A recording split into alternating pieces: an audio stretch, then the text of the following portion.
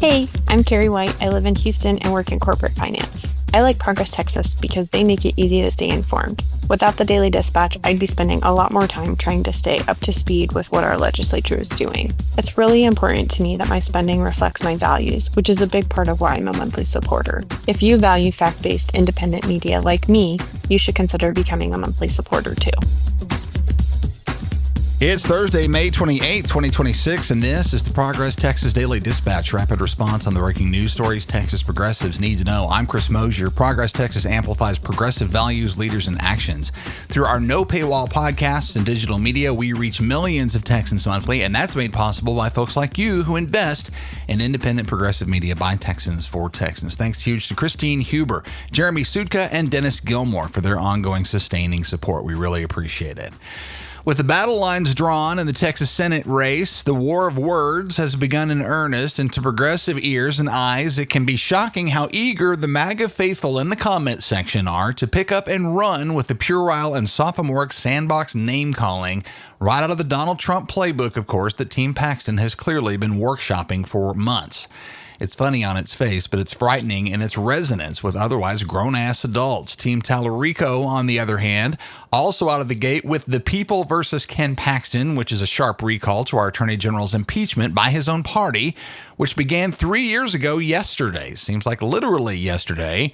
And plenty of time to reminisce on that as we head for November. Progress Texas crew members were on hand last night in Houston, as was J. David Goodman of the New York Times, who writes on Tallarico's general election kickoff rally, one of a series this week at Rich's in Houston, where a great big standing room only crowd packed in to get the party started. No shortage of shots at Paxton's long and illustrious record, of course, but the Tallarico platform is mainly centered on messages of public service, accountability, ethical leadership, government integrity, and mainstream Texas values. Team Tallarico needs to remember that they're now talking to the entirety of Texas, a vast and largely tuned out playing field, who are still unfamiliar with James Tallarico and are a blank slate for his story to be told to them, either by himself or by his detractors, who are going to throw everything they've got into smearing him.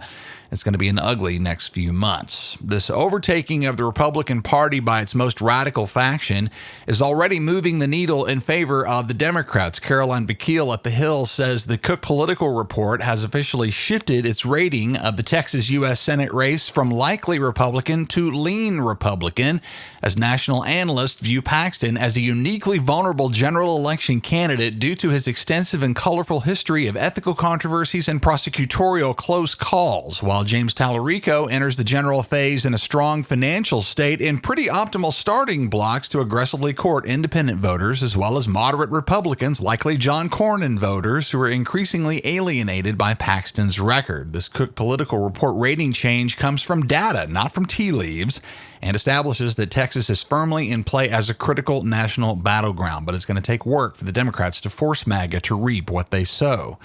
The many flaws of the Paxton candidacy are very much the topic of the day, and Nolan McCaskill and Richard Cowan at Reuters lay out several for us to mull. Senator John Cornyn's ignominious defeat could render him a legislative wild card in which the senator will roll through the remainder of his term for the rest of this year, unburdened by re-election concerns, potentially bucking party lines on key votes and looking for opportunities to avenge Donald Trump's runoff snub. Next is money. Paxton faces a significant financial hurdle in James Tallarico's massive nearly 5-to-1 initial fundraising advantage, a gap likely to force national groups to divert unexpected resources into Texas, which, by the way, they will. The spending on defense threatens to put other national Republican priorities at risk, in particular, possibly affecting critical toss-up races in states like North Carolina and Ohio. And let's refocus on what really just happened in the runoff. Paxton's victory came courtesy of a low turnout base of fewer than 900,000 voters, while Tallarico's primary win came amidst a historically massive Democratic turnout. Those voters, we hope and pray, remain engaged and ready to form the backbone of a broader progressive and anti-Paxton coalition.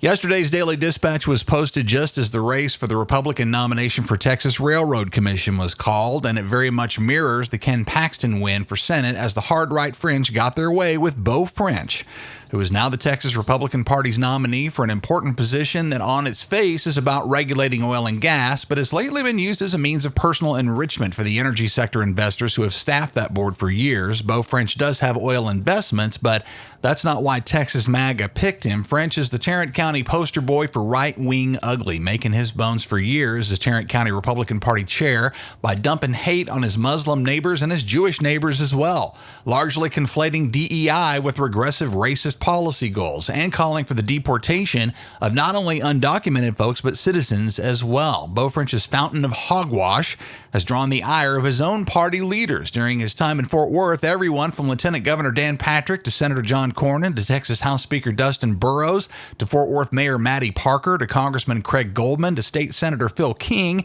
have all called for Beau French to shut up and sit down. His campaign for Railroad Commission has been backed by the usual crew of West Texas billionaire Christian nationalist tycoons, and during the campaign he said very little about the job itself or the energy sector, opting instead for the 7th grade bigotry he's best known for.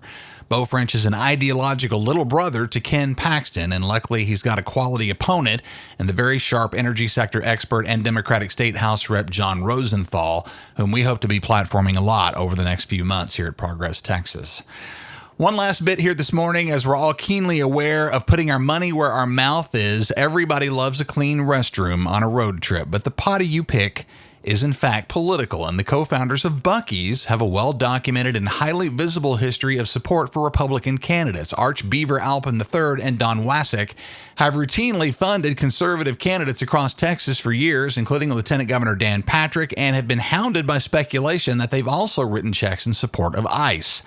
I'm bringing this up because of reporting by Paul Flahive at the Austin American-Statesman, who says the Federal Equal Employment Opportunity Commission, or EEOC, has filed a federal lawsuit against Buc-ee's for violating the Americans with Disabilities Act, alleging they wrongfully fired Dale Witt, a Bastrop store cashier, battling a life-threatening autoimmune neuromuscular disease after he requested medical accommodations. Witt's doctor recommended to his employer shorter shifts, which in fairness they granted, and for him to be allowed to sit on a stool at the register, which Buc-ee's had a major problem with and refused. Turns out that violates their legal obligations to provide reasonable workplace accommodations. Witt was fired after nearly dying from a disease-related crisis that put him on a ventilator for weeks. We'll continue to follow this case, but as we enter a season of a lot of road work here at Progress Texas, when I gotta go, I'm going to be picking carefully. We're gearing up for our 16th anniversary celebration in Dallas. Speaking of road trips, save the date. It's Tuesday, June 16th. And see the link in the show notes to reserve your spot. Huge thanks to our friends Eric Johnson and Dr. Mark Parker, Howard Cleon, the Honorable Yasmin Simon, Charles Zeller, Alex Andrade, Will Judy, the Honorable Dick Levine, Nancy Sanders, Mark Melton, Sarah Peretta, and Jason Smith, and the rest of our beloved supporters of our 16th anniversary shindig. We appreciate all of you very much. Our live events are a major way that we keep doing what we do here at Progress Texas, and by sponsoring and attending, you're helping us continue our important work during this crucial election year.